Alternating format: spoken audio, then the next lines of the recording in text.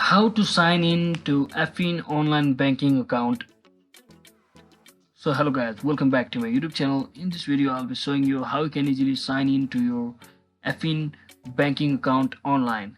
So first thing, simply head over to any of your browser and simply search in for the affingroup.com. You can also come over here.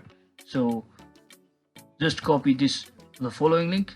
Just enter the www.affingroup.com and you'll be redirected to the first page where you'll have to click on it, and you'll directly land to this page. And from over here, what you can do is simply click on this login button over here, and once you click on it, just select the type of your account. So I will choose personal, so simply click on it and wait for some time for it to load. And from over here, what you can do is simply click on your username. Make sure you haven't forgotten your username, and if you have forgotten your username, you can simply recover it by using this button over here, forgot username.